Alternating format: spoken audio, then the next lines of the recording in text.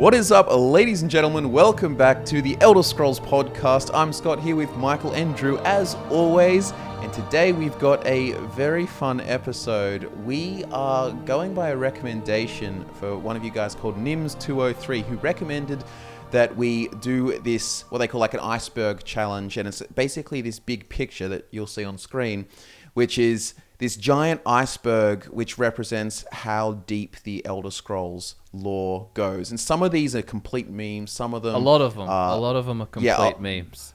Yeah, or like, you know, maybe Tesla made one, talked about it once as this kind of spitball theory, and now it's here and so on. So basically what we're going to do is we're going to go through this entire iceberg list, and we're going to basically try and assess and discern the memes from the real things and see if we even know what they're referencing. So it should be a fun one. And we'll see if we can even get through it, because just based on looking at it, it looks like there's around 500 things here. It's going to be a 24-hour podcast. Yeah. It's pretty big. All right, well, let's kick off then. We won't waste any time with the most basic companions are werewolves. Okay, I guess that's the most easy knowledge, like limited conspiracy. We all know what that is. Yeah. The Dragon Wars. We all know about the Dragon Wars. The Markarth incident. I mean... Yep. I feel like they're putting these first few in kind of as bait, like, oh, this is just Elder Scrolls lore, there's nothing to see here, and then the next, like, 2 lines later, it starts getting wacky. So that was the whole Ulfric Forsworn stuff. Fallout. Now, this is one we're just going to dismiss because I hate it I hate it as well. Where they're like the Fallout and Elder Scrolls universes are connected and so on. It's just... like, nah, stop trying. Or like they'll find a Nirnroot on the Brotherhood of Steel ship, and it's like, it's just an Easter egg. Please. Yeah.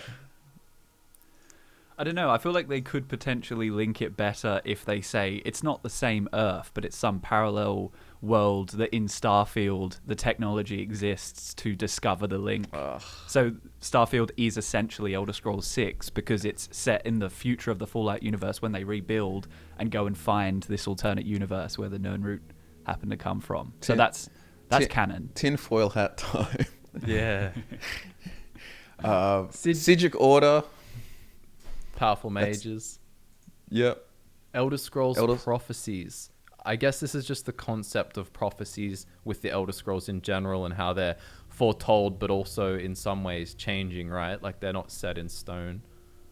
Yeah. Let's say Talos fake god. The idea that Talos is fake, not a real god, kind of like what the Thalmor would have you believe. And I guess there's sort of multiple theories around that. The Grey Fox, I suppose, is obviously the idea that the Grey Fox is not just one person and has been multiple Master Thieves who were all cursed until the curse was removed in Oblivion and Corvus could come out, and for some reason his wife took him back. We don't know why she would, but she did. Ulfric Stormcloak, Thalmor Agent. That's the kind of, early level conspiracy you find out when you play Skyrim and you find the dossier, and it's basically just saying how the Thalmor were using him and how in interrogation they made him think that information he gave up led to the capture of White Gold Tower. Dwemer disappearance. Dwemer disappearance. We all know that one. Yeah. I didn't see it. I mean, we don't know that one, but we know it happened. Yeah, we're not 100% sure what happened there, but... Yeah. There's this Marabar Sul is Gorum Felum, and this is to do with some of the Dwemer books about the idea that one of them's they're secretly an author of the other or something. Yeah, it's a playwright who goes by a few different pseudonyms, and Marabar Sul is a Dwemer writer, apparently. Yeah. There's transcription errors, which we know is the infamous poor explanation for why Cyrodiil's no longer a jungle. Because it was retroactively changed. Yeah. Right. Levitation Act, which is the whole really poor lore as to why there's no levitation spells in Oblivion, because the Empire's just outlawed them with the Levitation Act. Well, you can understand it. It'd be like the same problems they'd have today with drones. Just people flying around, interfering with privacy. Although it is kind of funny how it was outlawed before the events of Morrowind, but it wasn't banned in Morrowind. So then you've got, I can't remember what race he was, but there's the wizard who you're just wandering through Morrowind and he falls from the sky trying to pull off one of these spells or an adjacent spell to levitation. Yeah, so that's kind of funny how it almost justifies the law passing that act. Right. Is there's just wizards falling out of the sky killing themselves. What do we got next? Patima made Pelagius insane. There's like a soul of a werewolf or something in one of the jewelry pieces that Patima has, and last thing she does basically secretly as an old woman, gifts Pelagius the third. I think it's the third, and then he becomes Pelagius the Mad, and it's because the idea is that this soul of the werewolf, it makes him insane, and that was her last sort of spite for losing the War of the Red Diamond. It was an amulet, I believe, that she gave him. Yeah. Cool. Great Collapse conspiracies. The whole idea about different ideas about the Winterhold falling into the sea. You know, there's this whole idea there about it's the player did it in some time loop. No, hold on. Apparently, right. no. Like, I obviously I don't take it as canon in my head, but I think it actually comes from some sort of cut content or some files or something that someone found that almost made it look like the College of Winterhold story was originally going to be far more ambitious than it was. I'd hope so. But I can't 100% confirm on that. It is one of those weird things that, unless you want to spend ages looking into it. Yeah, they could have come up with a more creative excuse than, Red Mountain. It doesn't really make sense, right? Yeah. I mean, because it was like over 100 years later or something. Wasn't it like, I forget the Great Collapse date. It's something like 114 or something like that. Yeah. Cannons is pretty sure just referencing the idea that there were cannons on the ships in Redguard Adventures, I'm pretty sure. And then so they're like, there's like gunpowder. There's very limited evidence of it. Like I think there's a picture of one somewhere in some book and like a reference in one book or something. Keimer. The idea it's probably that change ones. People finding out that dark elves weren't always dark elves, and that whole arc with the Exodus to Morrowind and being cursed and stuff like that. Then you have does it say missing god? It's a bit hard to read. Yeah. So that's obviously Lorcan. Yeah, Curio plagiarist. So I guess the idea that Crassius Curio plagiarized his famous.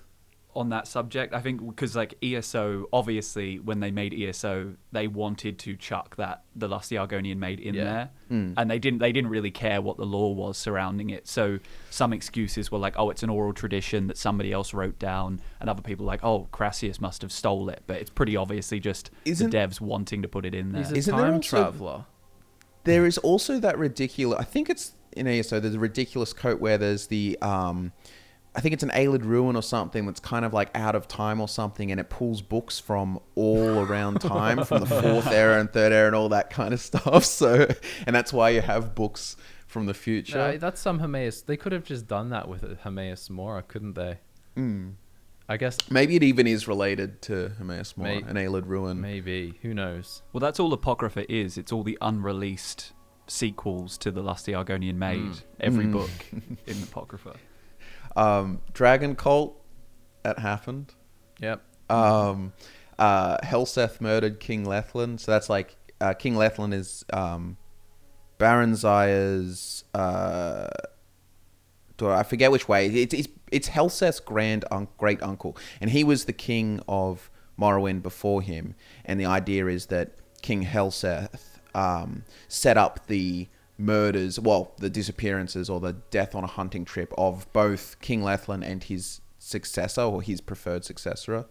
So then Helseth, anytime there's a death on a hunting trip, something's going on. And he's a Hlalu, and he hired the Dark Brotherhood before, to kill you, the Nerevarine. So it seems in character. Daedric ritual abuse. We don't know what this is. I tried to look it up yesterday, and I said it could be a reference to some satanic abuse in the 80s that happened IRL, but I don't know what that one is. The monomyth, which is Just the monomyth. It is what it is. It's the course telling of like creation. Moon phases. Obviously, the moon cycles and how they affect the Khajiit, and learning about the lunar lettuce and all of that good stuff. Night of the Green Flames. I think that is actually a miswrite. I think isn't it Night of Green Fire or something? Fires or something, yeah. Yeah. And it's the Thalmor tracking down dissidents who were leaving. They fled into Hammerfell, and they tracked them down and killed them in this big... The whole thing's probably a bit of a miswrite, because I think the idea is that these dissidents were in Sentinel, and if you follow kind of what you expect is the canon of the Great War, then the Thalmor wouldn't have really gotten close to Sentinel. So but wasn't the Green Fires? Wasn't that way earlier? It was when Thalmor was just when the Thalmor were just getting power. It was earlier in history. Oh, maybe it was so year unrelated 42 to the war. Yeah. Of the So it's okay. So it was ones that were trying to run away from the regime, the Thalmor regime, and they were in like a didn't agree. refugee district, and they were kind of hiding in Sentinel, and then Thalmor agents came, and both sides had a massive fight. Hence Green Fire, because it was all lots of magic, and then everyone was basically dead. But yeah, you know, high elves will kill their own if need be.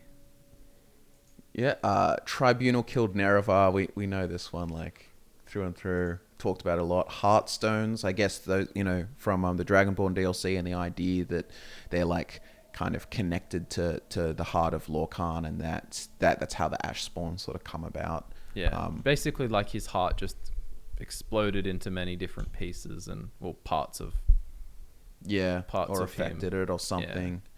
White Gold Concordat, which is the treaty they signed at the end of the Great War, and I suppose they'd be referencing a lot of conspiracies there around it, like the real reason for it, or if it needed to happen, or if there was any shady dealings going on. Oblivion Crisis was an inside job, though. Nah, I reckon that one's not very but founded. You know, like, what is it? Martin Septim used to be a Daedric worshipper, and so he did it or something, but then saved it for whatever reason. I don't know. The Nerevarine, an Imperial agent, just sort of the idea that was sent, like, to fulfill the prophecy so that Uriel Septim's empire could be, like, solidified and so on. Not that you are necessarily the Nerevarine. Yeah, so like, there's all that ideas that the Nerevarine, like, they're just trying to, because there's the whole, it's an Outlander prophecy that an Outlander will come, and they were trying to fulfill it so that they can depose the tribunal gods, which is the only real thing that was stopping them from really solidifying power. And there were plenty of failed attempts prior to, so... that's interesting. Okay. Yeah. We've got Maik the Liar. This is the Khajiit that's in every Elder Scrolls game. I think he's probably just an Easter egg, and there's the idea that it's just a long line of Khajiit all called the same name. Other people speculate that he's a god. Yeah, I mean, you never know. Yeah, you never know. It could be. But seems more like an Easter egg. Cameron's son. Which Cameron is it referencing? I'm not sure, because Mankar Cameron, like, unless it's just a religious culty thing and he uses the language, but you meet his son and daughter in Gaia Alata. They're like two of the Mythic Dawn there. And because the one thing that threw me off is Cameron's spelt wrong if it's referring to Mankar Cameron and the Cameron usurper. It's talking about James Cameron. Yeah, I think it's just a spelling mistake. Yeah. But I'm not sure. Like, what's the theory there? I'm not sure, but it's also how, like, because you know how Cameron the usurper, isn't Mankar Cameron related to Cameron the usurper? Or yeah, well, that's the idea. Right? So it might be referring to Mankar Cameron as the son of Cameron the usurper. Or that it could be. It could be. Right. Yeah. Okay. Well, maybe we went too deep.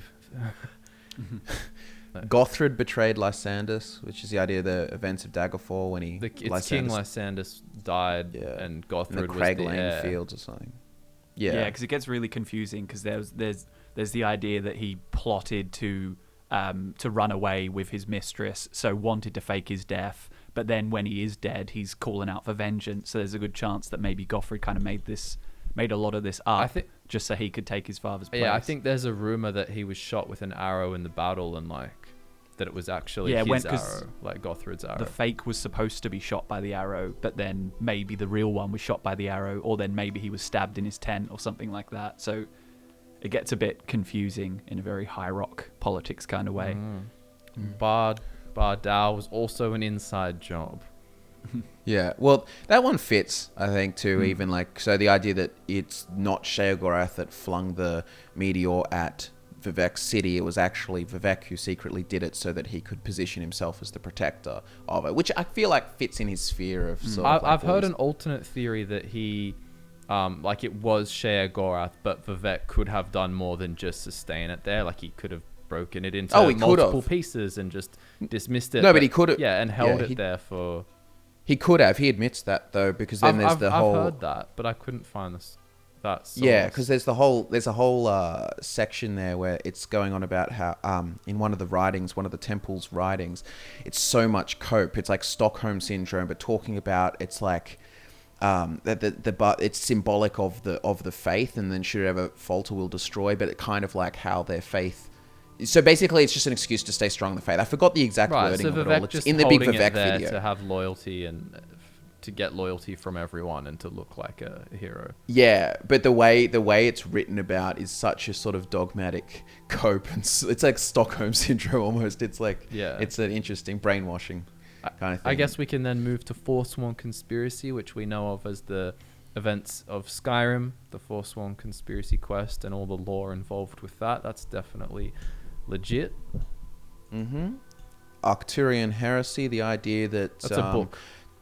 Yeah, so it's a book, but about the idea that Hjalti Earlybeard was a Breton who became the Tiber Septim, and that Talos, the god, is a combination of three individuals, not just the sort of conventional orthodox idea where it's like, he was so great that he became a god and joined the divines. Instead, he did it through some pretty rough trickery and conniving. Yeah, with Zur and Arctus, that interesting character, and then Wulfharth being the other aspect. But I think that comes up later, is the idea that Talos is a 3-part god. Yeah. But that's way down the list, a few hundred away. Yeah, the fairy chain. Yeah, I had to look that one up. And it was like an idea that elves are related to fairies. Well, there's some hierarchical chain of different fairies in order of their power levels, and that elves fit in among. I don't know what that's based. I remember I wanted to research that for a video, and then it kind of seemed to me like in the early days there was an idea to kind of have fairies be, kind of a big part of the lore, and then it kind of just got scrapped. But that text just remained as some, rogue scholar's idea, because if you look at the creatures that are considered part of the fairy chain, or the fairies, there's not really much tying them together other than just this one text by this one slightly weird guy. Yeah. And it places elves not in the best place on the chain or something like that. I can't remember exactly how it works. And so obviously it becomes a bit of a conspiracy that people are trying to silence him because he's saying elves aren't supreme. And there's all kinds of other things in there that you'll never have heard of, like Geetus. Ancient godlike rock spirits that took the form of a man or a group of men who are formed by the earth itself that once inhabited the Somerset Isles. What is that next one? Elysian, yet the next word. I can't even make it out. And this is like the best quality of the picture. Elysian Year. I found a better quality Elysian Year, right? Oh, Elysian Year. Yeah, isn't that what it says? Lost my place. Yeah, Elysian Year. Yeah. I'm actually not sure what that is referencing, and I don't know. I mean, there's many events. Yeah. I don't know. Oh, well, Aelids, that's not really a theory, but Aelids exist, yeah.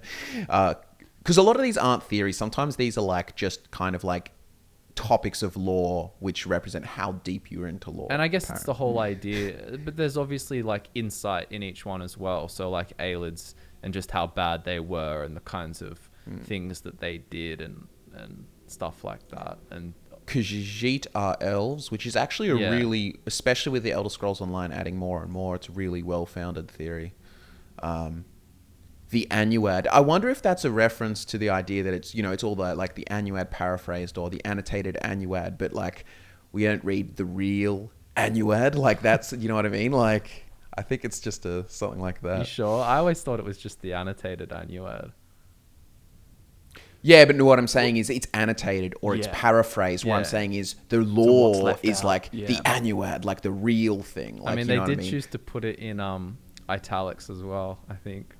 So Yeah. Ooh. Well, it's one of those things. It's kind of hard to. I like to look at the Annuad as well as the monomyth to kind of get a kind of holistic view of what the kind of creation of the universe would have been like. But in many ways, they kind of contradict each other and can't really work alongside each other. Yet both of them are considered very like foundational in building up all the races and all of that stuff. So it'd be interesting to know what's missing from like why call it the paraphrased or annotated Annuad when if that is the text, then why not just have it be the Annuad? Yeah. Sixth house cults. We know about this, the sixth house in the events of Morrowind. Well, even before, the cults existed for a long time. But, yeah, not actually 7,000 steps, which is just a reference to the game doesn't actually have 7,000 steps on the way up to High Hrothgar. It's like, I can't remember the exact number of what's really there. But I don't think that's... Yeah, I think it's that's not 1,000. I think it's 700. Maybe, Yeah. or it might even be less That than sounds that. Honestly, I sounds can't familiar, remember. but Ultimately, it's a game limitation, I think. Like, it's not like I think they would have 7,000 steps if it made sense. It's just... yeah. Draven Indoril being the nightingale that Seduced Baron slept Zaya, with right? Baron Zaya. Yeah. And then had a kid, and then that kid had another kid, and that kid was Carlia. What else we got there?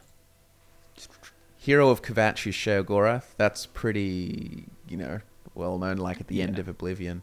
It's not really a crazy theory. There's also I don't know how to pronounce it, if it's Ineslea or Ineslea, Or Ineslea or Insley. something like that. Yeah, it's Yeah. the island, one of the islands between Akavir and Tamriel. Yeah, it's like a that is- landmass that people don't really know anything about. Is that one of the ones Riemann landed at? Riemann the Fifth? Wait, no, sorry, not Uriel. Riemann the Fifth. Uriel Uriel Septim the Fifth. Yeah. Yeah, and I'm pretty Yeah. sure this is basically he diverted 2 legions that had been intended as reinforcements in order to pacify the inhabitants instead, which contributed to the failure of the Akaviri invasion. There is some it's completely fan lore from my understanding, but there's stuff about like making like bat people that live on there, but I think like Utak mythos or something like that. It's like basically a fan theory stuff, or like basically they're fleshing out the lore of that place. I think. Right. Can't quite remember. I've seen it on Twitter before, but underground Falmer colonies, is that even I think the idea there is that the Theory. Falmer there's a much larger presence than people think, and that there could be a massive uprising. And there's even clues in Skyrim that they do, like people say, come out and do these skirmishes and like kill a bunch of people and then hide again. I guess one other thing, it could be referencing, if it's getting wacky, is the idea that perhaps there are still uncorrupted Falmer still hiding from the Nords, maybe. I don't know. Potentially, But Blood Moon prophecy? We know the events of Blood Moon, the idea that Hircine's gonna come back every era with a big great hunt. Versa Duché killed Riemann III. That's a pretty, acceptable sort of theory. It is when anyone takes someone's place and you know that they're an intelligent, plotting type person or character. Temple withholding vampirism cure. That sounds like some big farmer thing. Like, And by temple, temple, it's referencing Morrowind. I'm pretty sure the Morrowind's temple, like the tribunal. or do they just temple, hate 'cause, like, undead and vampires that much? well, yeah, I guess when you think about Molag Bal's like corruption of the bloodlines, making them vampires, maybe they don't want them to come back or just eliminate them. I don't know. Could be, or maybe it just means the normal temples withhold the cure. But I don't know why Yeah, they big- would. What do they have to gain from it? Because they don't. The idea, like at least the correlation to the real world, is like, oh, they withhold it so they can, sell. Keep vampire hunters in business. Yeah, bro. that's what I mean. Like, It's a vampire hunter scam. yeah. Titus Mead II not present at the Battle of Red Ring. That is unfortunately true because of legends. that made it so there's the forgotten hero takes the place in the Emperor's armor. I hated that so much. Oh, it is true, isn't it? 'Cause Yeah. I forgot that they did that. Yeah, so he got, yeah. That's so cringe. Can we move on from that one?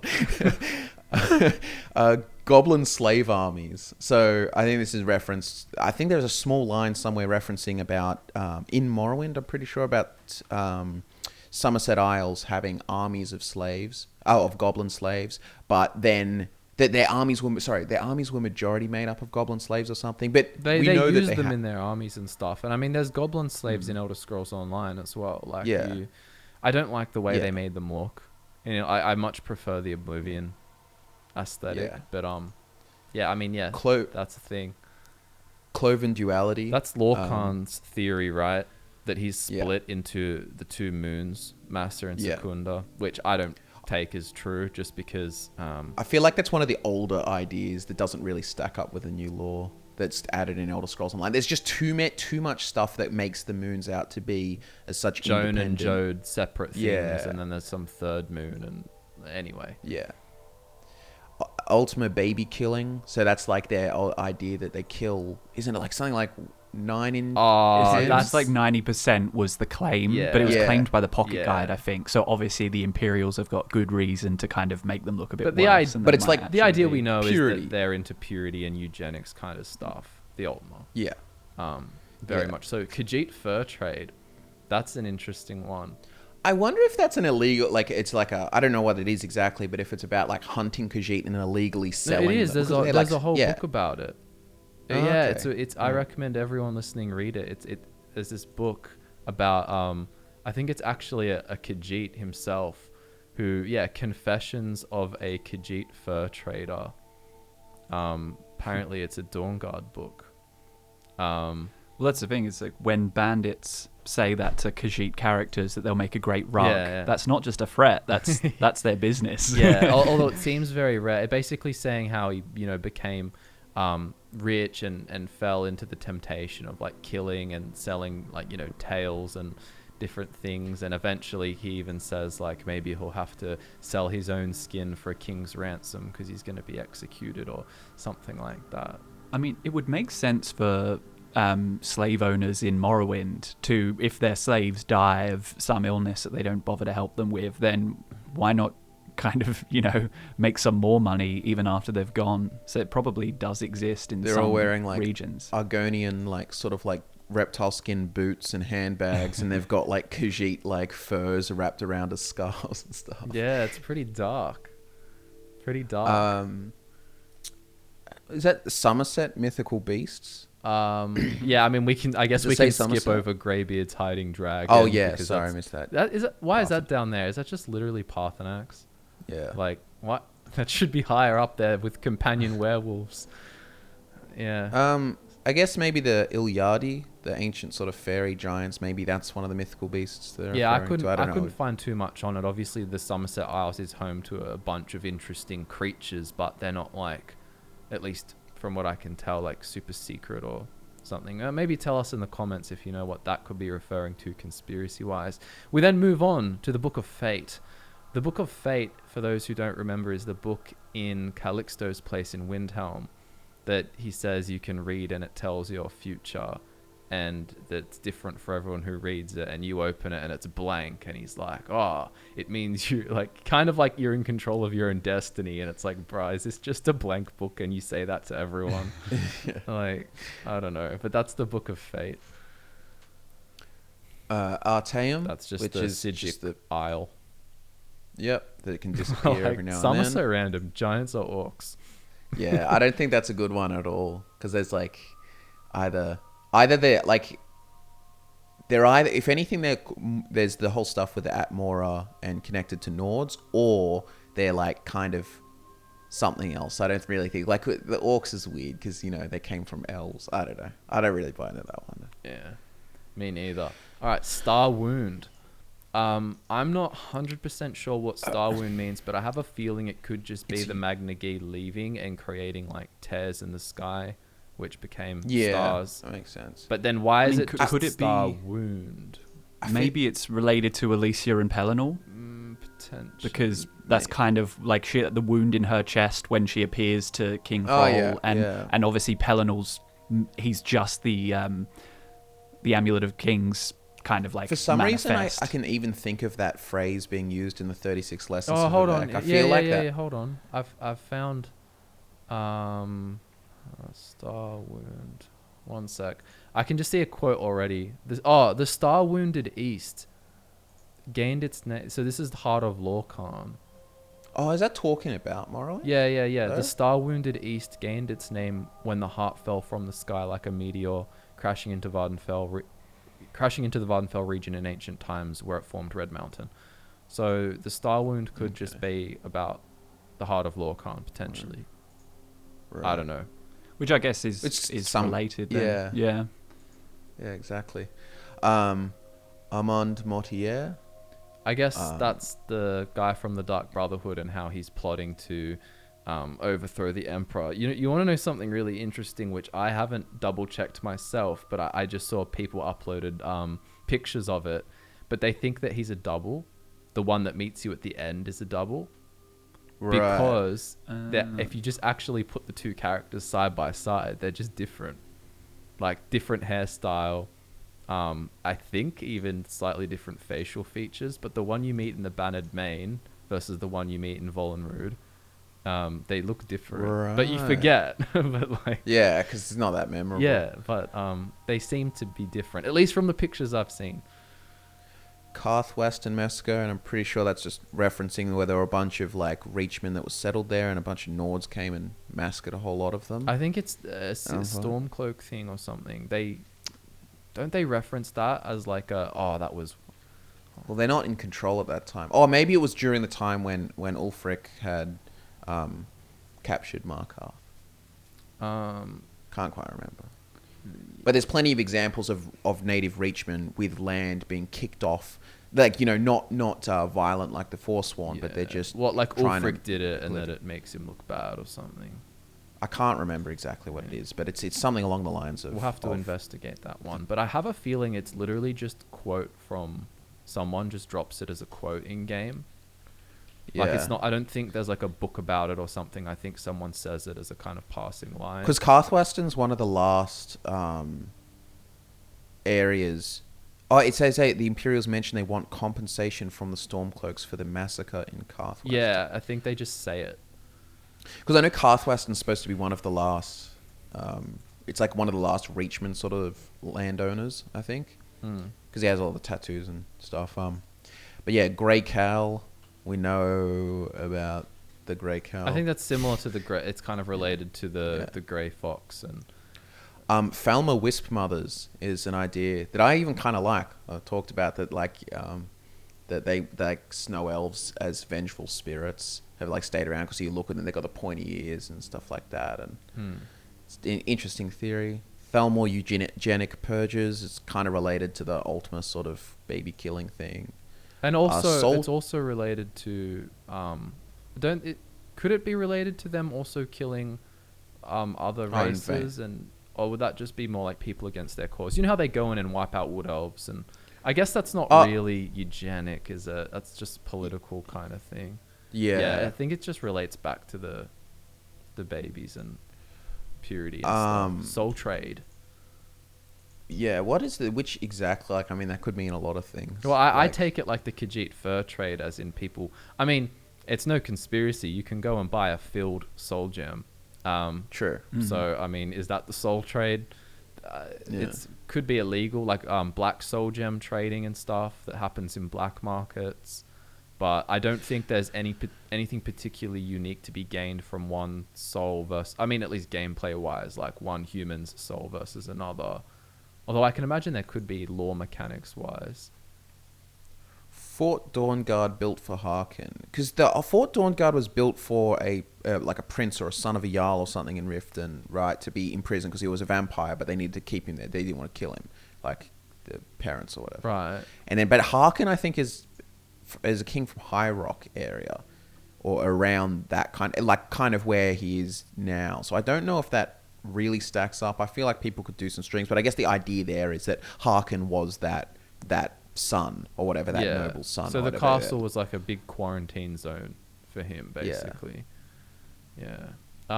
Thum is just the power of The the voice. voice and dragon shouts. Again, that should be up there with companions or werewolves, unless there's some super deep thing. Divath Fierce still alive. Yep, I mean that's reasonable. Yeah. He's super powerful, and I'm sure he has a few tricks up I his sleeve. think there's even I remember reading somewhere that there's a reference on a loading screen in Legends, or I don't think it would be Blades. I think it's Legends that says he's at that time at least still around doing something. Because I know in Legends, in one of the things that is set in the Fourth Era, he is one of his daughters, one of these clone daughters, is alive, and is in part of the story. So I'm not.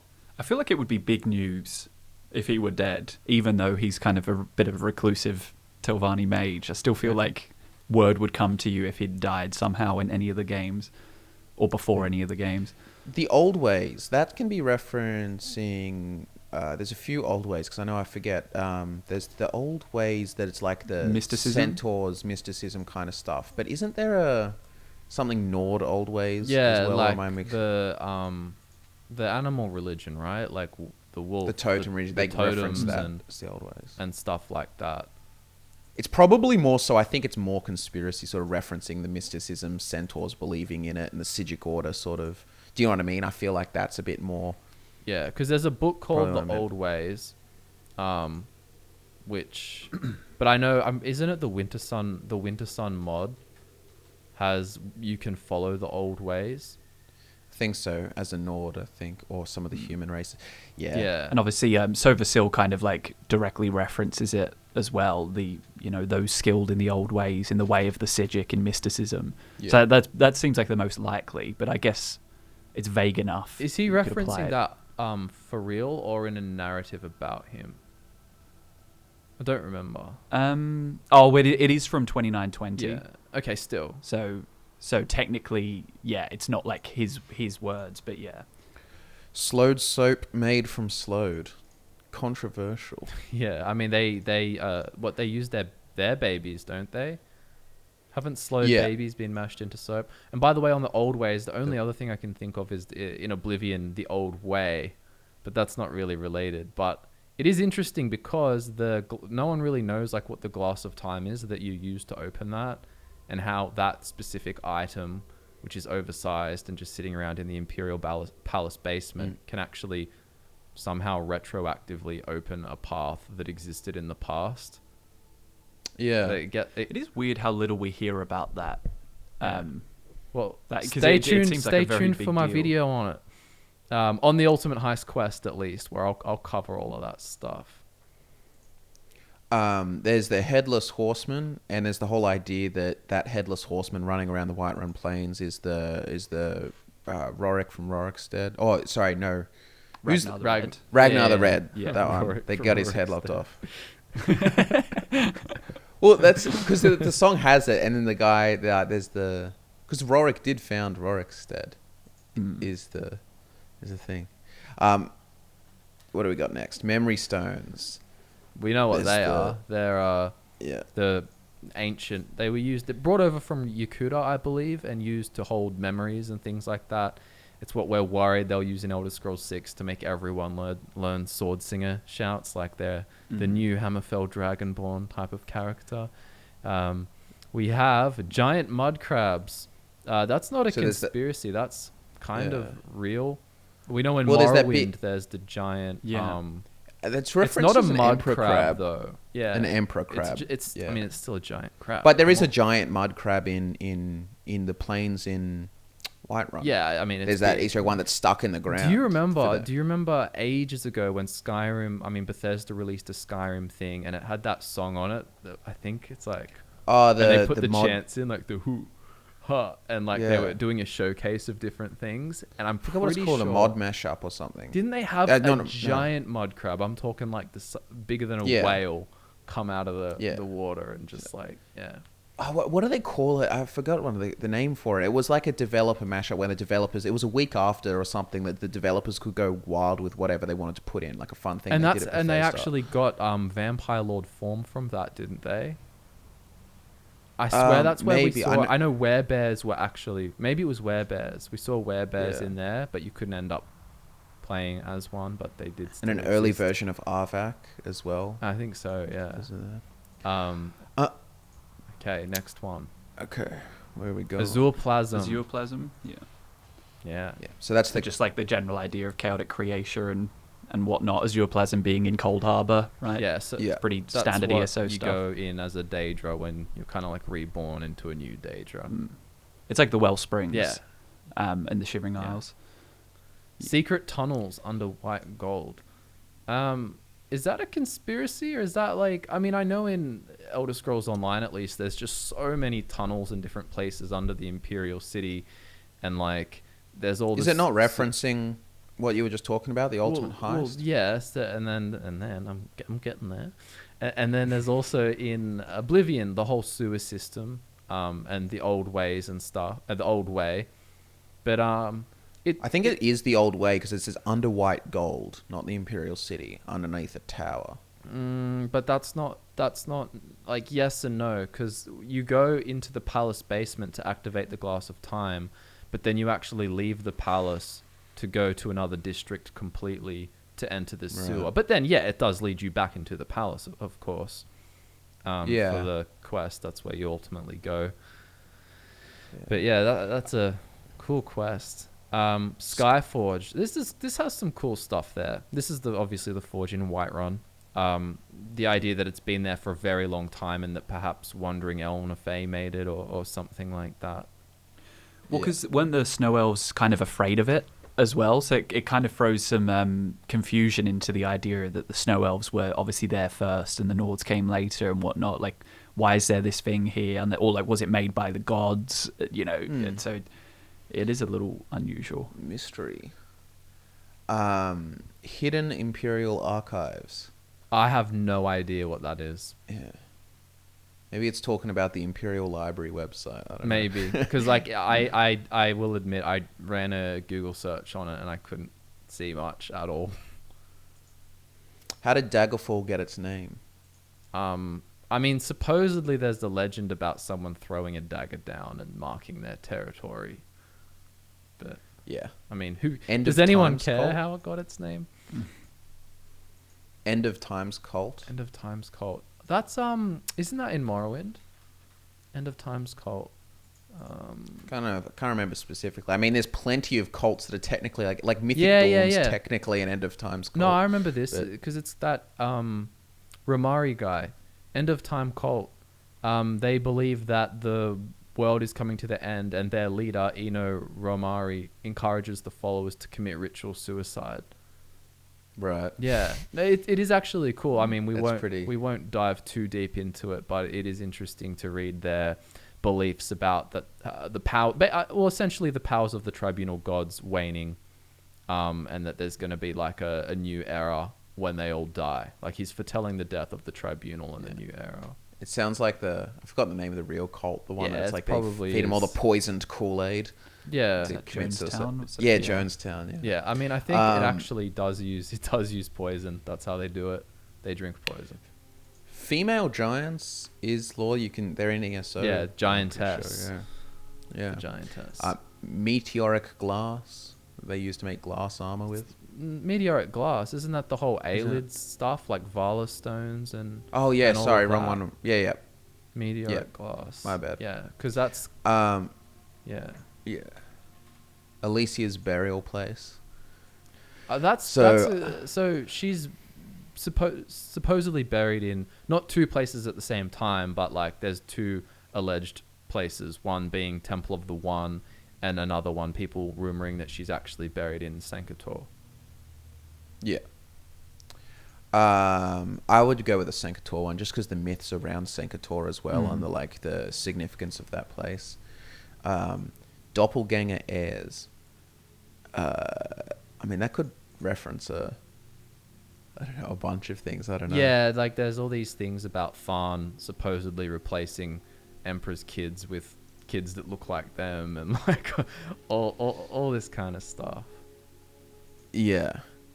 Lorcan Demiurge Yeah. So this It's is just this the is idea a is the creator. yeah. So it's a fancy way because demiurge is from Gnostic stuff.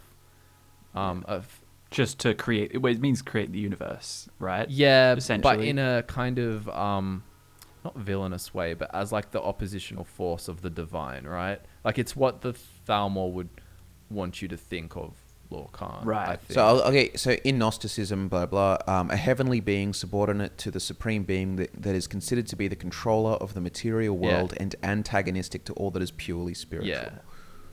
So that's kind of like Lorcan, like, you know, making everything material and binding it into this sort of mortal material world instead of this sort of endless. It's a fancy way of saying Lorcan law, right? Yeah. Yeah. Ideal masters. We know these are the beings in the Soul Can, the incredibly boring Soul Can, but they have interesting backstory if you look into them about who they used to be. Bosma are part human. I've never even heard of I, that. I have. So I'm pretty sure, and this is just being rough here, the idea is basically like if you look into it that they were just created from obviously like shapeless kind of ooze stuff, and that it's basically throwing shade at their relation to elves, and that they were basically made by Ifri kind of as an imitation of an elf, but not actually an elf. Right. That's like the rough idea, I think. Yeah, so kind of more that they're non-mer as opposed to specifically being human. Yeah, or like something that they're like their own Yeah. thing. Yeah, it's not because it wouldn't be human. I think it's just that they're not elves. It's more the thing. Nord's actually from Skyrim. That's actually something I think I said in one of the Secrets of Atmora video or something. Basically explaining how that Nords, because the conventional idea is that Kine breathe life onto the throat of the world, which is obviously located in Skyrim. But in a lot of the myths, before Tamriel was part of this sort of one big supercontinent. So the idea is that the Nords were born onto the world, but then they were, you know, they're fighting in all the Elnafey wars kind of stuff. And then when the continent split, they were stuck on the Atmora side. So when Isgramor's coming back and everything, it is kind of like a return to their homeland. Anyway. Yeah, I guess it's another one of those kind of weird crossovers between the creation stories, because like the Annuad initially has them kind of land in the jumbled mess of the outer world. So essentially they landed not connected to Old Elnafey or Tamriel or whatever you want to call it, and then came knocking, essentially. Well, that's if they're the wandering Elnafey specifically, but I guess the Nords mythology, putting it with it, would say that the Nords were created as this specific, separate sort of like. Well, wouldn't that entity mean by they would Kine. so they'd have to be part of the Old Elnafey as opposed to the Wanderers? Well, if the I don't know. Nords I were guess to direct start there? Kine creation, like it's a little bit different, I guess. Yeah, Is it not? I get. It gets whacked. This is all myth and stuff. Like, you can rationalize a lot of different mythologies and so on and try and reconcile them, but it's a possibility. But if you want to look at it a very like hyper sort of material kind of like if you want to dismiss all the mythological elements, then it's more likely they came from Atmora and then use, you know, we're from Skyrim to just sort of have a greater claim to their homeland and an excuse to get rid of everyone else that's there. The Serpent constellation. I think that's the concept, that the Serpent constellation isn't a constellation. Like, it isn't a traditional constellation. It's the 13th sign. It has no guardian or months and moves around the sky, usually threatening the other signs. Like, it's kind of like a... And there is unique- some celestial stuff in there with it, but I like how actually I'm pretty sure it's in Yakutan mythology that Sep, like as Lorcan, is left into the void that like goes between the stars or something like that, stuck in that space. So you can kind of like it is connect sap to, and it moves around Yeah. and stuff like that. It is interesting. I like the quote that says, "Those born under this sign are the most blessed and the most cursed." This is cool. Oh, and hold on. And it ties back into that whole like the two parts of the Lorcan, right? Like, you know, the cursed and the blessed, and all of that as well. It kind of ties into his theme. I will say I think this is a Kirkbride thing, and you'll see it way down this giant list of things. But what is it called? Hold on, one sec. Where did it go? Unstar. So an unstar is a star that's not like a Magna Gi torn a hole, and it's a something that looks like a star but isn't. So that there's this idea that the serpent constellation is formed from unstars rather than traditional ones. Right. Yeah, a bit weird. Spooky. Dunmer genealogy. I don't know what's... Again, so that's just I have a feeling that could just be another kind of like Keimer reference, like you understand Could be. their origins or something like that. I mean, maybe it is just... Well, I mean, Dunmer, they just love tracking their bloodlines, and their like ancestor worship's a massively important part, and they'll even like call upon their ancestors. So I guess just that. Racial phylogeny. The book, the contradictory book. So that's the idea that you can't have half races in that book, according to the book, right? It's you are the race of the mother, I think, with small characteristics and traits from the father. But as we know in Elder Scrolls lore, you have things like the Bretons, who are a combination of man and elf, essentially. And I believe there are some other examples of kind of half race type things. It's essentially just a development excuse why they don't have to put in half breeds. Yeah. Races, really. Yeah. Wine knives. Yeah. This is a reference from... Is it Isgramor stuff? It's Kirkbride. Yeah, It's but is it Nord related? Yeah, it's like a weapon that you can only draw when you're drunk, essentially. And the more sober you... Because it detects how sober you are. And the more sober you are, the like blunter its edge. So it becomes more effective the more smashed you are, basically. I think, Nuts. but yeah, it's not. I don't believe that to be like a canon thing. Yeah. Numidium-ism, I think, is just like an obsession with the Numidium and like. Yeah, the stuff about it, I guess. I have a feeling. Yeah, well, I guess if you look at it like a religion and the Numidium being a god, then yeah, I guess just worshipping that. Humans were always on Tamriel. And I guess that's just the anti sort of like Atmora theory, that so that the Nords are truly separate and that there were native humans there. But it kind of flies in the face of a bunch of other things. But then again, those things could be false. A lot of things. Yeah. Sword singing, we know that to be like the Shihai. ancient Ansai superpower. Yeah. Reeklings are actually snow elves. Is it Reeklings or Reiklings? I've heard a lot of pronunciations, and I just don't know what to say anymore. Look, you know what? I'll do you guys a solid. You can say whatever one you like, and I'm not going to get all like stirred up about it. Yeah. It's like... actually snow elves. See, that theory, that was a theory that was prominent in the time of Blood Moon, like in Morrowind era kind of stuff. That's what the Skull believe, right?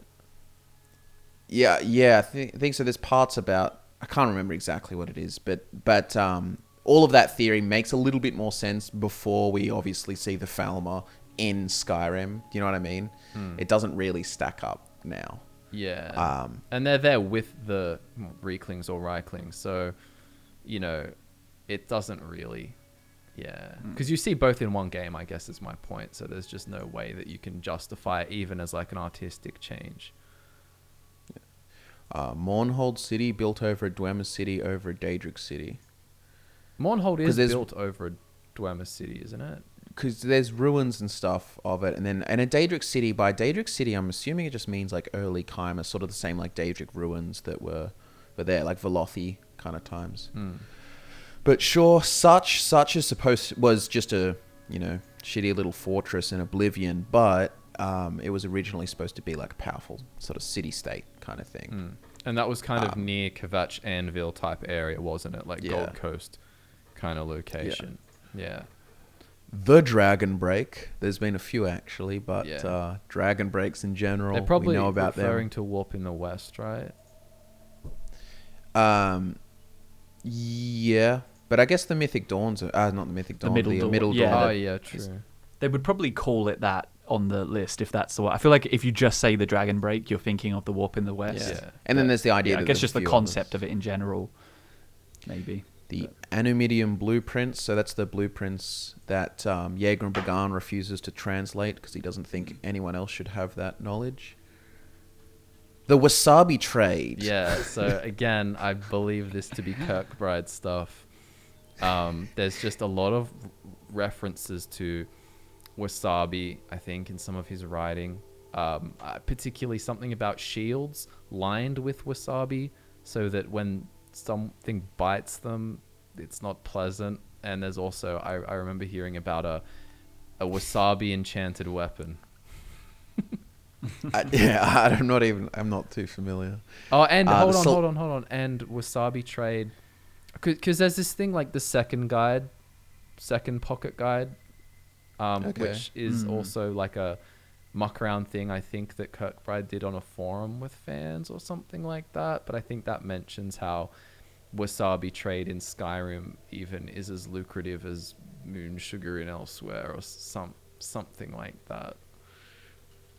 Oh, that does sound vaguely familiar, actually.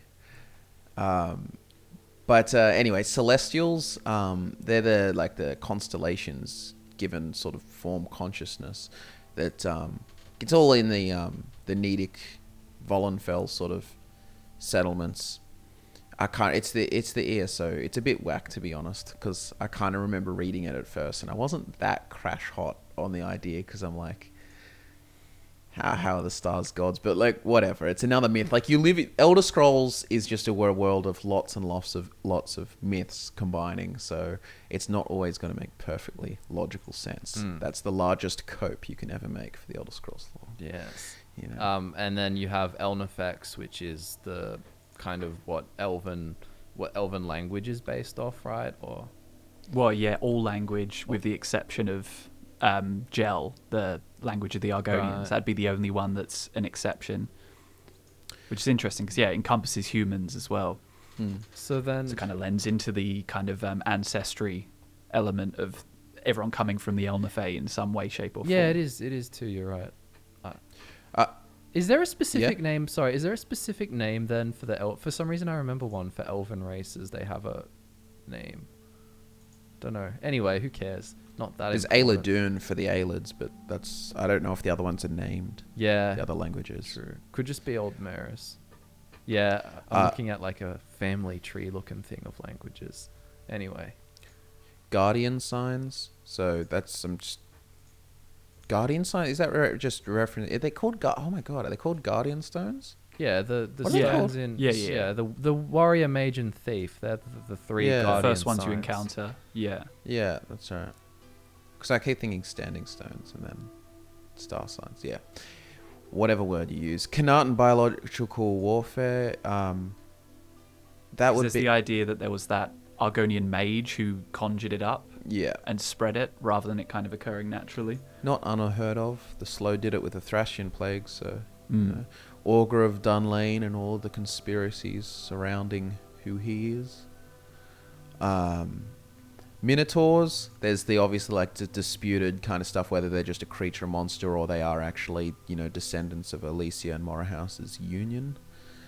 Nirn testing ground for transcendence. I guess that's just Lorcan's idea that Nirn and all of Mundus is just a sort of a big test or challenge so that you can transcend beyond. And they have different like which is kind of what the good Daedra exactly say. You know, different cultures have different takes on that concept. It's found around the place.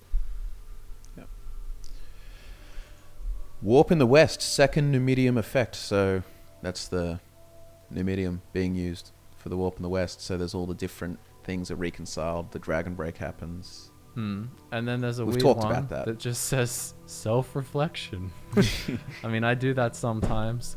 I don't know what it's really referencing. could that in some way be a reference to Kim, or like or transcendence? I guess it's like self-reflection, understanding that you're a part of the dream. I guess it's open to interpretation, isn't I it? don't know.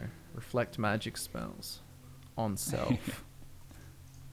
Right. So I just actually looked this next one up. Faldrune Isn't that wrote the one who wrote the theory about the cloven duality thing? Yeah, the Lunar Lorcan, and he also wrote the Dragon Break re-exam. And that his name is they call it anagram, right? So what do they call it when you change the letters around? Yeah. I think it's Yeah, a an anagram. Darnful.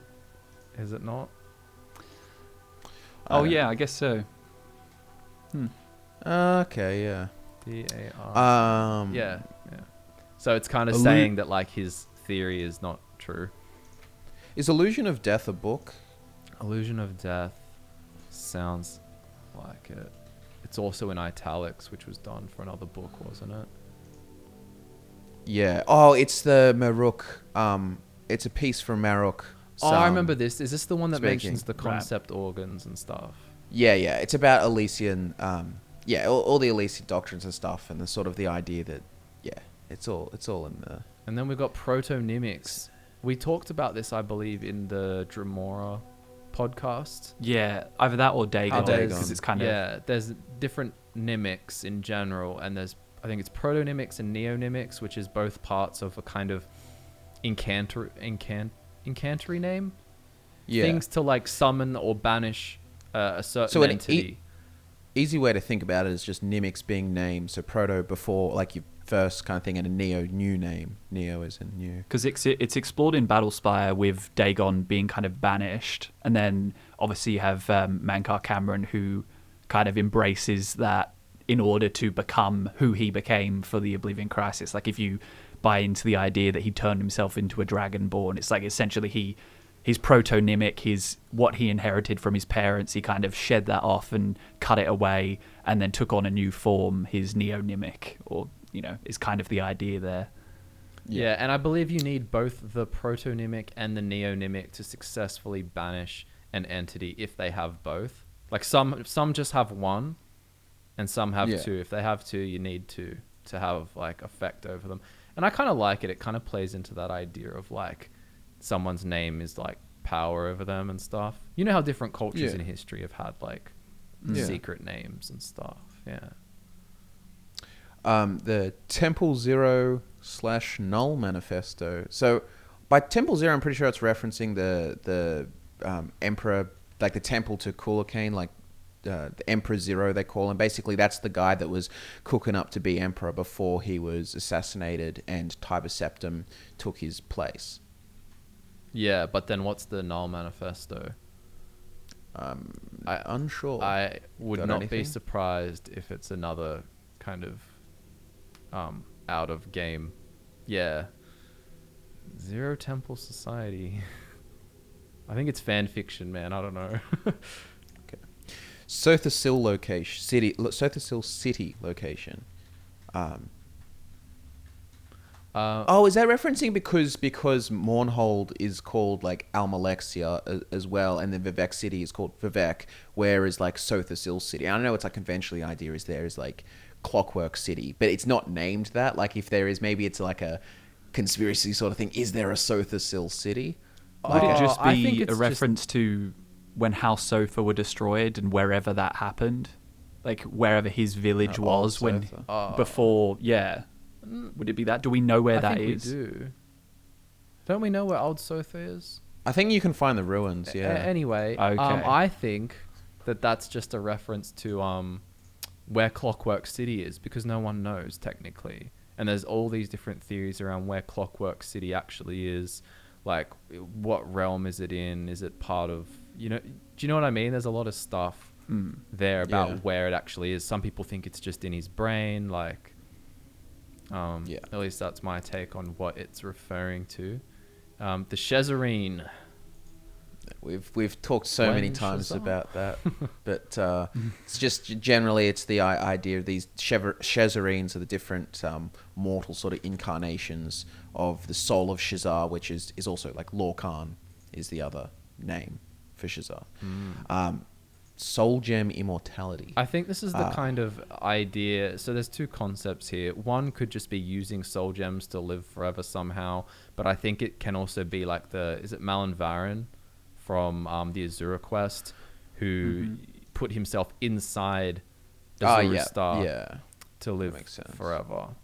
So Ankh? A-N-K-H? I guess. Yeah. Isn't that literally Which is just that- from the Egyptian? It's that ancient Egyptian symbol, Symbol? right? So What would May- that some have? Yu-Gi-Oh maybe it's- stuff. What would that have? Maybe there's Easter eggs or something in Elder Scrolls where it's hidden around or something. Like, I don't know. What, you'll get some real like Assassin's Creed like Apple of Eden stuff going on. I don't know. We can move past that one. Zanmirs. We know about them, the big ancient Argonian societies that built the big structures. We're on to the third picture now. And That's there's Sweet. there's 1, 2, 3, 4, 5, 6, 7, 8, 9 pictures to go. So would you say we're about a quarter of the way through it, or not quite? No. This I'm is going to not sure. definitely be a few episodes, I think. Yeah, all right. Well, do you want to wrap this one up now? Hold on. Well, no, long keep have we got? going. Alright, Keep going. let's We'll get tackle it. through. Let's keep going through the whole next section. We'll get up to Glarthir. Glarthir with the blue eyes. All right. Zanmirs. This is the... I mean, watch my Yeah. video on it. We This just- is ancient Argonian culture.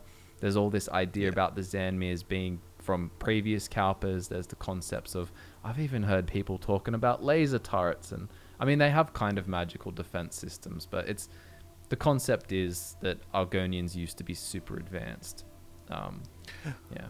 Nagasta Kavata Kavakis. Isn't that just the writings of the of Nagasta, the slowed necromancer? Mm-hmm. Yeah.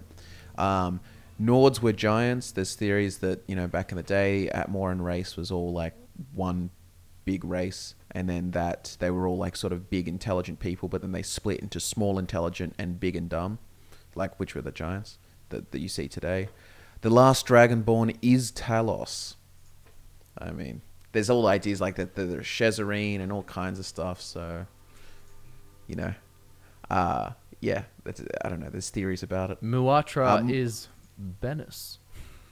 Yeah, so we know that it's an allegory for a phallus and a lot of Vivek's The writings. spear, specifically. For Yes, those who don't know. Muatra is Vivek's spear. Yeah. Briarheart.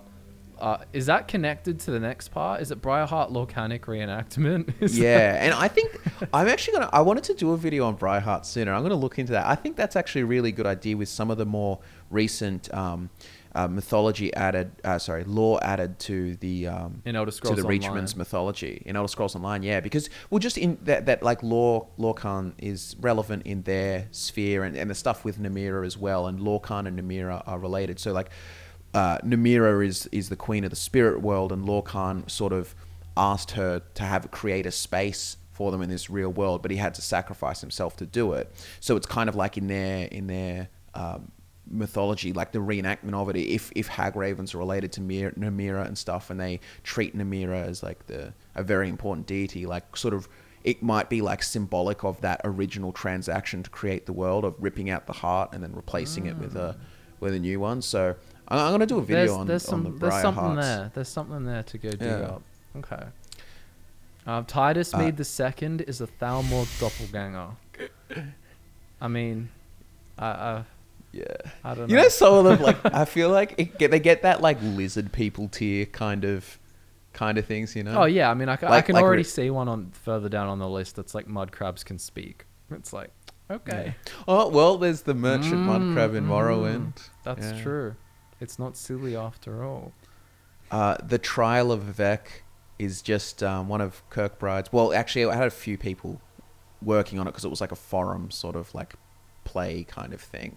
But it's to do with Vivek being on trial for the crimes, like post Morrowind, that for the crimes of like murdering Nerevar and all that kind of stuff going on. And I'm pretty sure he takes the Muatra, which is, as we just said, an allegory for a phallus, and just sort of jams it in Azura's mouth as a sort of symbolic, Wow. you know what I'm saying? Yeah, yeah. Anyway, Reavers from the north. So, I'm actually not. They could reference a few things. Like, so they were called Reavers, as in like, so Reavers is sort of like a piratey kind of thing in the Dragonborn DLC in Solstheim, the Dunmer. But also you could reference to any sort of like pirates or something from the north, like from Atmora. It could even be like the sea giants as pirates and stuff like that, as calling them Reavers, you know? I'm trying to. Yeah, or even just Isgramor and his companions, depending on from whose perspective, you Oh, could just yeah. call them that too. So, Yeah, I don't know. Abigalis, is that Molag Bal's Aelid city? Oh, well, Aelid city that I can't remember, or I might be mixing it up. Yeah, I've forgotten as well. You Wasn't it, you just searched the wrong thing when I just put it in Google and it says translate to. Like, okay. What's it? Yeah, the Ayleid city Yeah, it is. on the shores of Lake Rimmeh. Yeah, Yeah, and it was- worship for Molag Bal. Yeah, that's the 'Cause one it's in that's a story. Yeah, the conflict with the city of Meridian, Daladil. yeah, yeah. yeah. Where are we? We're at? at I lost one. Lizardmen, Histless Argonians. So these are basically what they're a lizardmen in Arena. As an enemy type, like you don't play as an Argonian. They're the Okay. lizardman enemy type. So people are saying that they are Argonians, but they're just without any hist. But I don't think that's true because we've seen so many Argonians migrate away from Black Marsh and be completely fine. We've mentioned this before, but you kind of got to like balance what are just, you know, antiquated gameplay kind of things from the days of Arena and Daggerfall into a modern sort of like lore context. Like, not everything in the games is going to be in the same way that like Whiterun's not actually a city of 30 people. It's a representation of what in the lore is a proper But this, city. I think in this case, it's actually the fans that are messing with, kind of, because the official Arena Players Guide actually says, like, once thought to be distant cousins of Argonians, it was soon evident that these lizardmen had nothing human within them whatsoever. They are a race of carnivorous reptiles, blah, blah, blah, blah, blah. So it's kind of like, it's just the fans who went back and were like, oh, what if they are Argonians? You know, like the game said, Yeah. these are not. yeah. Maybe they were sent out by the Hist and got so far away that they lost all their connection. They lost, you know, and Yeah. then just kind of devolved or something. You know, who knows? Okay. Ancestor moths. Um, So the moths that follow you around when you have the Elder Scrolls, right? Well, that's the thing too. Is like it's interesting, but the moths are like somehow intrinsically connected with the Elder Scrolls. Like, you know, the moth priests need them to read the Elder Scrolls, and it's sort of like just this kind of. I like them. I like moths. I think it's an interesting, cool connection that they're connected to. I just have a little prophecy. question that came to my head. Why would they present an Elder Scroll to Celia Cameron in the Ultimate Heist quest, like, to read? Did she not present? Did she not ask for it to read? I mean, she did, but like, isn't that dangerous? Celia Cameron, as in, but would she be Cameron from the actual Cameron dynasty? No. She's captured by. She's not actually meant to be going there. Sorry, the Grey Fox requested it, and then detained her but or something. But isn't she just pretending to be royalty from the from Valenwood? Not as in Mankar Cameron's split line, like as No, in but the I'm Cameron saying like dynasty. reading an Elder Scroll is inherently dangerous, right? Like, Yeah, you I can go think so, but blind I and feel- stuff and But I feel like it could be done as a scholarly request, I guess. I mean, you know? maybe they just don't ask questions. I mean, look, By the way, the Dragonborn does it a few times, and he's fine.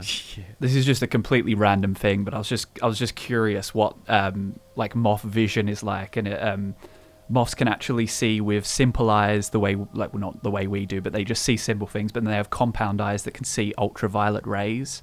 So you got the idea that they can see something that we can't, but also if you think about how important the sun is for magic, the rift left by Magnus, perhaps they have some kind of, like, they can see magic in a way that humans and elves can't, and they're somehow, you know, intertwined with the Elder Scrolls as a result. I don't know. That's literally that just is really a random cool. thing. Only thing I would say is like heaps of insects have compound eyes, but I guess it's cooler than to see having, like, ultraviolet. Yeah, maybe. It's yeah, probably maybe. cooler It's than the same for having like everything. ancestor flies or something like that. Yeah. But yeah, no, Um, it's a cool idea for sure. We got what's Tri- next? Triangled Truth, which is reference to the good Daedra. I'm pretty sure. It's the... Yeah. Yep. Ancestor worship. I don't know. A lot of people do it. Like the Sijic Order does it. Dunmer do it.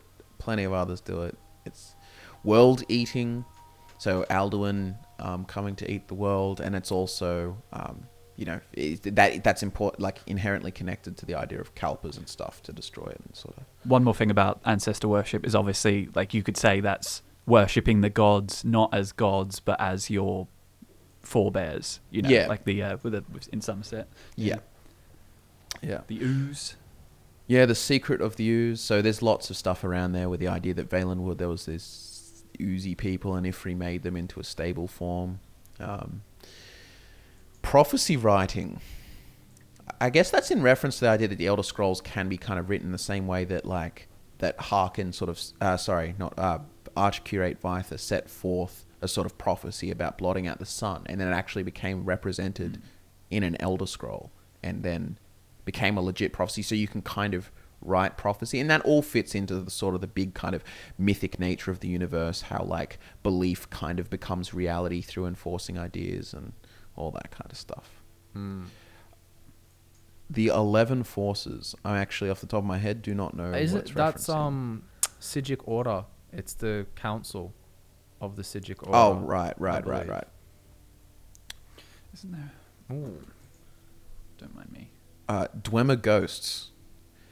That's interesting. That's all the ghosts you can find in Morrowind of the Dwemer, which also leads to the kind of mix up, did they zero sum or a sum? Or but it could also be some are dead and are just ghosts of Dwemer before they... Yeah, because it's not like there were no Dwemer who died before they all disappeared. Yeah. So...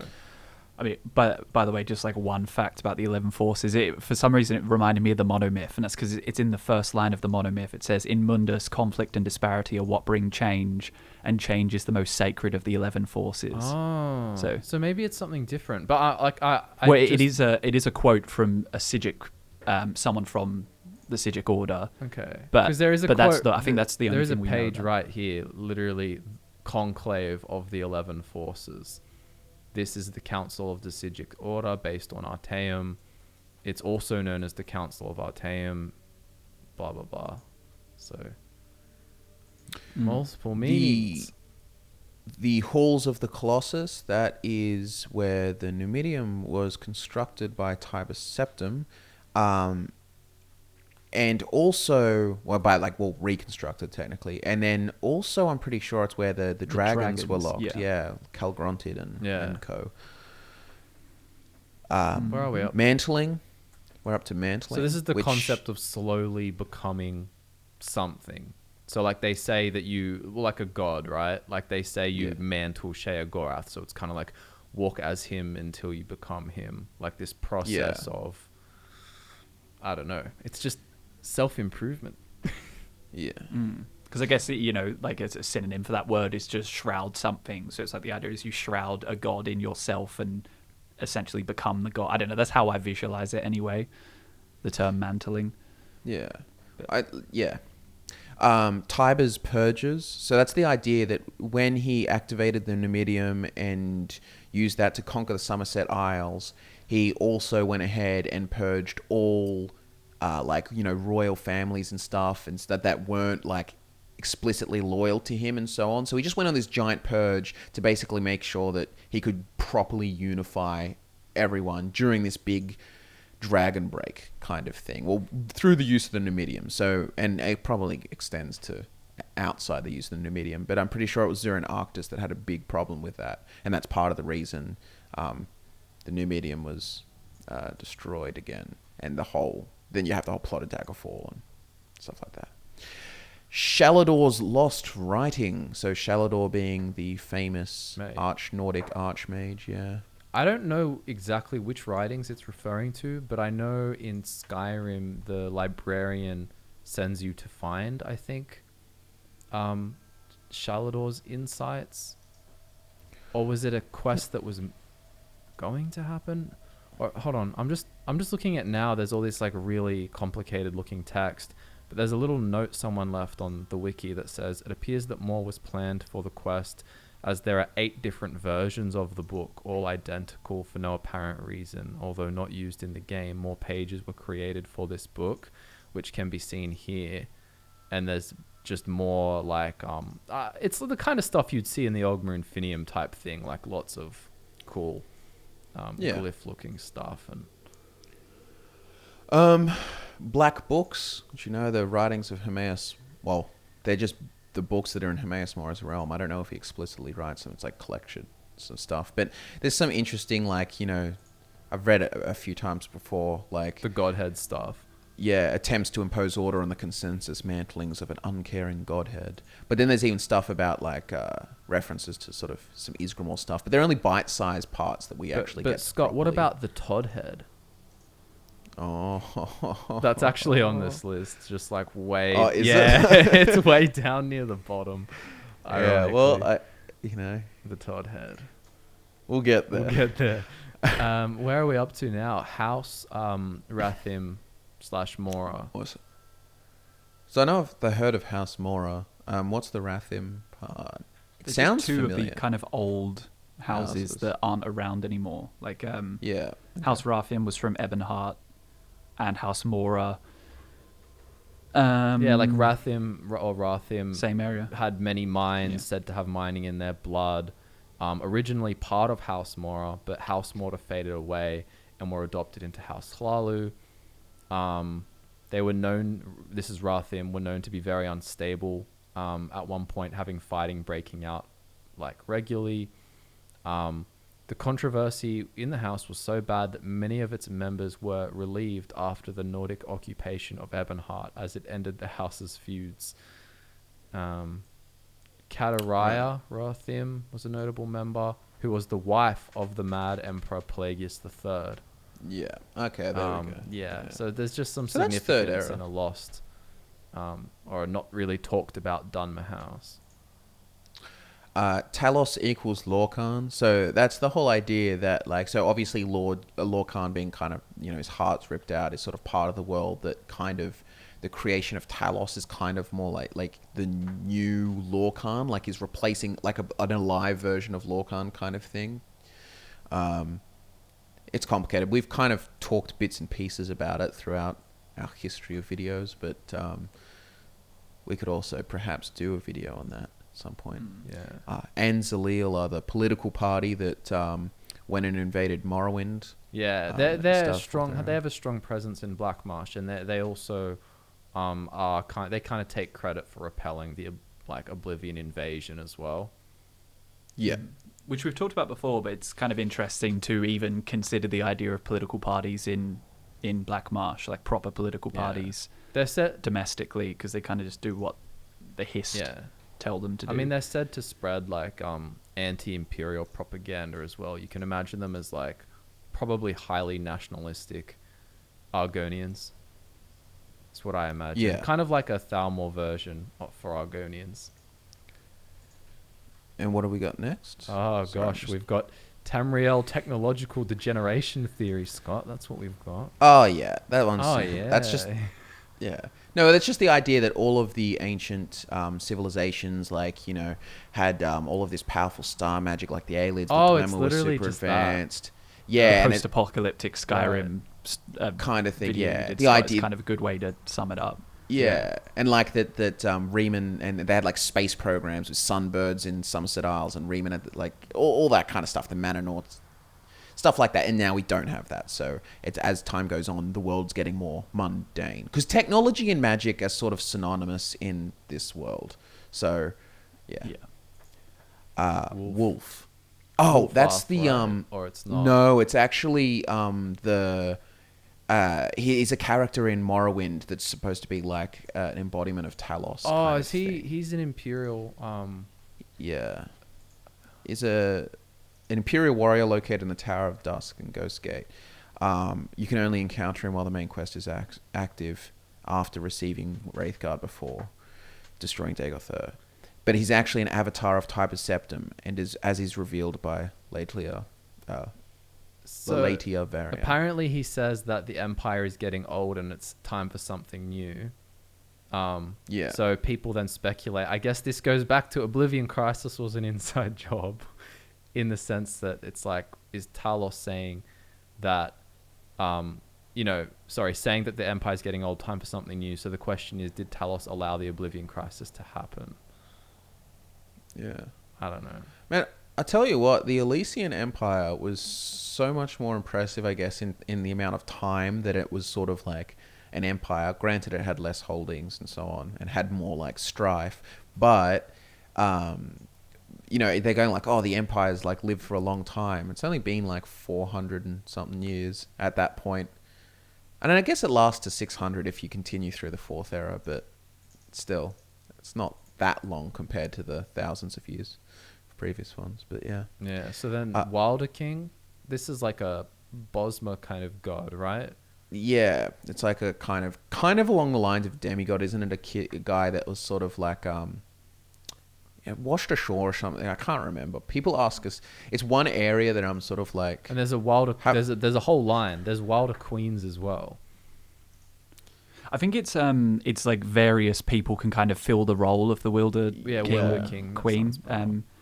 Because it originally started as a guy, a powerful young boy from the Somerset Isles, who was sent to Valenwood to build a great city. Yeah. Is that That's supposedly the first one. Anyway, the Book of Hours sounds very familiar. I just can't remember exactly what. I'll have a look. Book of Hours, US. Vex Book of Hours, or Order of the Hour book. While you're looking that one up, I guess I could just say that it's a Michael Kirkbride text. Okay. Sorry. Well, we probably don't have time to analyze the whole thing. No, we don't. It's starting to get weirder now. We're getting there. We're getting there. Oh, it gets so much weirder. But the next one is just Manamako is not the king of worms. And I don't know if this is just referring specifically to the Manamako of Elder Scrolls for Oblivion, in the sense that people say he was an imposter, or if it's in an entirely different theory. Unless it's perhaps saying that the Manamako, that the king of worms that you meet in Daggerfall isn't Manamako, and that he goes off to become the god, and that Manamako continues to be the one that you see in Oblivion. Maybe. Could be. Don't know. Battle spires, which are obviously the big, Oblivion space stations, essentially, where they trained battle mages and stuff, and obviously there's the Battle Spire game. Sunbirds, we were just talking about, the Ultimary, like spaceships, essentially, trying to reach Aetherius. We got Naked Nords. Oh, so that's a reference to, in Morrowind, there's examples of of Nords being stripped naked. They have their clothes stolen by some kind of witch or something, and they put more of those in Tamriel Rebuilt as well, and I'm assuming that's what it's related to. And speaking of Tamriel Rebuilt, House Dress Vampires is another one that I'll just look it up just real quick, because it's basically the idea that there are in House Dress, in this mod, their vision of Tamriel Rebuilt, which is rebuilding Morrowind in Morrowind's engine, talks about how their leaders are secretly vampires. Okay, hold on. I think that's an aesthetic that works well to flesh out House Dress, because you get a lot of stories of New Orleans kind of swampy vampire stories, and I feel like they're kind of trying to apply that to House Dress in Morrowind South, where it's very kind of, I imagine it looks a bit like that, kind of swampy. Yeah, there's lots of big salt plains. So these powers, while sharing characteristics with typical blood vampires, are distinct from traditional vampirism in several ways. In addition to these powers, the dress which the dress matriarchs themselves saw as a curse, their newfound vampirism omitted them from ancestry, which to them is a very big deal. They feed on their own. They had to feed on their own kin to sustain life force, or suffer mentally debilitating side effects. Some resisted, instead drinking the blood of slaves, but those who did suffered migraine, aura visions, and nightmares. So they kind of have to feed on other Dunmer. But it's not as severe, the physical. In order to conceal this, they don special masks of crystalline clay and resin that resemble the various abstract and natural forms, symbolizing beliefs and clan customs. The appearance of dress vampirism is not as severe as those of other vampires, as their skin is not pale or deformed. But anyway, this is all kind of, fan lore technically, because it's all Tamriel Rebuilt lore. But it really does flesh out. I would suggest reading this to anyone. Go on the Tamriel Rebuilt website, and there's a whole page about House Dress, and the land and everything. It's really, really cool. I really like Tamriel Rebuilt's work. I think its vision's really consistent with the original Morrowind sort of vision of that era. Yeah. We got Arkved's Void. Now, I think this would be this is in Arkved's tower. Oh yeah. It's just another location. So this is the Oblivion quest with Vaemina, when a wizard named Arkved stole her orb and turned the whole place into a nightmarish hell / kind of made like a pocket realm of Oblivion. Like it kind of put like Yeah. an Oblivion realm into his tower. Yep. Yeah, pretty nasty I guess stuff. that's the only reference. The Dream Sleeve. Yeah, so that's complicated. It's the idea that there's this big sleeve of, and it's where so when you sleep, you go to the dream sleeve. It's where you go when you sleep. You're entering sort of like it's like an afterlife kind of thing. But the dream sleeve is like this idea that there's this like, I guess I don't know why I visualize it as a river of souls or so on. But in this dream sleeve kind of area, you're a soul without identity, kind of a material identity before you get either put into one of the afterlives or you get reincarnated. Or it's confusing and sort of out of canon-ish, kind of dipped in there, like it's mentioned. There's a lot of conjecture built on top of it, but that's Elder Scrolls for you. Pyandonia is Aldmeris, and we've talked about that quite extensively. And I think I'm in my video on the Sea elves. the theory that the sea elves could be like the OG Mer, like close to the old Mer. That it's kind of congruent with that. I don't really like that idea because just kind of like, I don't know, I feel like the story of Orkney being exiled. I mean, I don't believe Aldmeris. We've talked about it before as well, that the idea that Aldmeris didn't actually exist other than it being an idea, and that as the elves drift apart and become other variants of Mer, that is Aldmeris being sundered, that is Aldmeris sinking, they're losing their heritage or whatever. Yeah. So it feels like saying Pyandonia is Aldmeris would be something that the Malma would be very happy to claim, but it seems kind of obvious that they were forced to adapt to this isle that was really non-hospitable, as opposed to, because it's not, it doesn't. I mean, really that's fit the yeah. descriptions. I mean, that's if of you Aldmeris. that's if that is the forced adaptation kind of thing, unless you go with the idea that they were like some sort of like proto Elnafey looking. Yeah, elf unless you kind get, of it's thing. almost like the idea that kind of the way humans kind of crawled out of the ocean Yeah. in the real world. But yeah, I don't know. Portal to the Shivering Isles in the Nibbin. That is not really a deep lore thing. I don't know isn't why that it's this just far. that it opens up for the start of the DLC? Unless there's some theories there that go deeper, or the idea of like how could Sheogorath make a portal into the mortal world. Yeah. But I mean that would make sense in Oblivion, unless you've Yeah, It would would, technically, chronologically, it would be after the crisis has ended because it's DLC. How exactly does that work? Yeah, potentially. I guess it's 'Cause you maybe could- you during. I don't know. You could justify if the Oblivion crisis is still going on when you do, say, that quest or like that quest line plus Vermina's quest, then it's almost like more princes are kind of able to have a bit of an influence on Tamriel because the Oblivion crisis is still going on. And the dragon fires still need to be lit, and maybe I feel like the Shivering Isles has to be chronologically last in the story because that's where the hero of Kvatch ends up, Yeah. right? I guess so. Yeah, that is interesting then how he manages to open it. Emperor Zero, that's what I was talking about with Kulkane, the guy before he was assassinated. That Type of Septim was his general. And then Thalmor killed the main. I mean, that's Yeah. could have, awesome. right? Perfectly possible. Yeah. Arniel's Endeavor. So this is the quest you do in Skyrim involving Keening, and basically how Arniel disappears, and It gives a little extra Yeah. insight onto what maybe happened to the Dwemer, because that's what he's trying to find out. then this is your- he's zero summed. Yeah. Potentially, yeah. But then he can also be summoned as a ghost, but then again, there's Yeah, true. ghosts of Dwemer, but Aldmeris never Aldmeris. existed, and that's kind of what Oh, Drew yeah. you were just Yeah. talking about. Yeah. and Somerset Isle, not spelled right, actually a part of Thras. I don't know.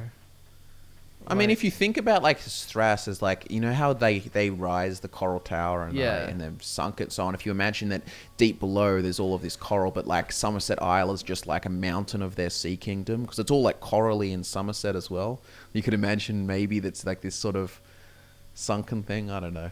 Yeah, well, plus like the underwater slope, even though it's, I guess, technically not part of Thras, but it is part of the Coral Kingdoms, is like that they spread out under the ocean, so who knows where their borders actually come. They could come very close to Somerset, considering how much they used to raid them and bother them, so... This next one, infinitely large planetoids. I'm not even sure. What is it? Planetoid. Okay, can we just start with planetoid? It's just a planet, right? A small body resembling a planet, especially an asteroid. Is that just a reference to the Divines? You know, the Aedra? But they're infinitely large?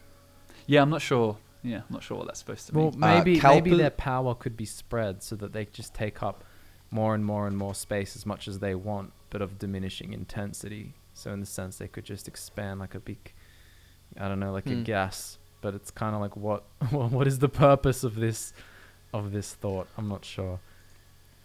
Kalpas? We know we've talked about. We did a whole podcast on Kalpas. Exactly. And Satakal being the Yakutan, essentially like embodiment of that idea, really. So you can kind of look at that too, like the Ouroboros eating itself. Wayrest secret painting message. Okay, the Wayrest painting. I've seen this mentioned. Is it in a Daggerfall? It's a quest. There's a quest in Daggerfall called Wayrest painting. That you go and find. Whether or not there is a secret message in it, I don't know. It's very low res. I can say that. Well, let's keep. So Anumidi models. I'm assuming it's somewhat related to the Anumidium, like small versions of. That's a bit whack. I don't know what that one is. Cybiades? What's that one?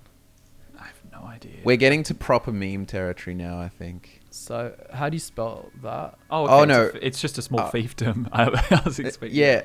It's a small island off the northern coast of Sentinel. Okay, so why is that? It just is, man. There's some vampires there. I guess it's just you kind of, on a deep lore thing, it's kind of like something you wouldn't come across because it's so obscure. Yeah. It's just like one island, but... apparently it was going to be the main location of the Elder Scrolls Online Thieves Guild, but where Abba's Landing was initially located. The DLC setting changed to Hugh's Bane. Yeah, it's just... okay. Yakutan chronology. Yeah, what would that be a reference to? I mean, I guess like Satakal kind of thing or something. As in the idea maybe. that it's kind of... Or timeline sidestepping is the first result that came up when I typed it in. Which is the idea that you brought up, I think, Scott, when we were talking about the Kalpas. It's kind of like Akavir. Yeah. Akavir the future, Tamriel the present, kind of Yakuta. Yeah, I don't know. Yeah, that's... Encompassing that, there's weird time stuff related to Yakuta that you can do. Red Templars in... Am I thinking of the... Forgotten Lore, the Red Templars. Is that just a reference to the Knights of the Nine, or is that something different? No, they were introduced in the Redguard Forum by a curiously named citizen of such. Red Templars visit the wife of the Emperor's Chamberlain, who is revealed to be a secret follower of the Underking. I think this is like another just like really obscure thing. Is it just Teslore, or is there anything to go with? Imperial Library, some stuff, but... Okay, so it's all kind of fan theories, essentially. Or taken from one small thing. Yeah, I don't know. I'm gonna look it up. Because normally, I feel like if you're saying Red Templars, that's just a synonym for the Crusader, like the Knights of the Nine, right? Essentially. Well, can't figure that out. How about you try and figure out this Two Tiber theory? Ooh. Does anyone want to have a look at that? Okay. Two Tiber theory. I think the progressive episodes of this later are going to be even slower because more of the moronic theories are there, and we have to kind of. So it's the event. It's basically the theory that Tiber Septim was two people. But he's also heard that 3 before. people though. Yeah. No, so But like, Because he could be Atmore and could be from Skyrim, could be from, was it Alcair, or is that somewhere and in yeah, High it's- Rock? Yeah, like an island in High Rock. But yeah, I mean, there's because I've heard things. All of the shout stuff he does, his Hjalti early beard, but all of the cool shout treats, things that are attributed to him, feats, are done by Izmir Wolfarth. Yeah. And then Which Zurin that could Arctus- be what it's referencing. And then yeah. Zurin Arctus is the mage. But Basically, the idea that nothing that Tiber Septim actually did that was impressive was really him. It was people operating around him. That was kind of building up his image. magical equals the energy. Magica equals energy of existence. I guess it's kind of go like magic and yeah, light and- that doesn't seem like too. I mean, unless there's more depth than I think, but I feel like that's kind of just like, yeah, okay. Yeah, we talked about it before, kind of that, like, in a sense, sunlight can, just taking in sunlight is you absorbing magic in some sense. So it's like it is raw energy, but yeah, I don't know. And then Drazir is It's a here. bit vague. Drazir is just like a Khajiit legendary He's the- folk hero, right? Yeah, but he's the mount. He's apparently a mount for Wolfarth, I'm pretty sure. Oh yes, Is it- he is at the Battle too, Red he Mount, is they added, too. yeah. But he was completely removed from anyone else's interpretations of the story, right? Yeah, a bit There was whack. only one text that actually gives him any credit. Yeah. Stars 3D Skydome. I think that's just a reference to the idea that it's not really like space, it's a view. Like, our Skydome stuff stars, but it's kind of like Mundus in a What, dome like with it's like the the equivalent. stars It's just like a. holes. Yeah. Oh my gosh, what the hell was that? Sorry, I I think a bird just flew in your window. yeah, like something happened. They're coming to get you, dude. Um, We're gonna have to end the episode. Oh no, but no, I want to talk about what do I want to talk about? Well, oh yeah, the Sky Dome. It's basically like their flat Earth theory, right? Maybe. Maybe. I don't know. I know, like just the oh my, Yeah. something's happening. Oh, my windows are being cleaned. Oh. There are people. Ask for their opinion on the Sky There are Dome. people repelling. There are people like rappelling down my apartment block, Yeah. cleaning all the windows today. I'm Well- just imagining some like Rainbow Six Siege just kicking through your windows. FBI, open up. Oh, Maybe we pause there. I think my or something. brain's yeah. fried anyway. Yeah, we're getting too deep into the Elder Scrolls lore. They're learning too much. They're gonna Yeah, too much. burst too in. quick. The Todd Howard police. Yeah. All right. Well, we left off at Blade's secret bloodline, so we'll get back to that in the next episode because there is a lot of stuff here, and it's only going to get crazier. It's probably going to take like another 2 episodes, so we'll probably break these up. Yeah. In between some other more cohesive lore videos. Yeah, I was in I was between. thinking that. I was thinking that. Yeah. All right. Well, thanks everyone for watching, and we will see you next time.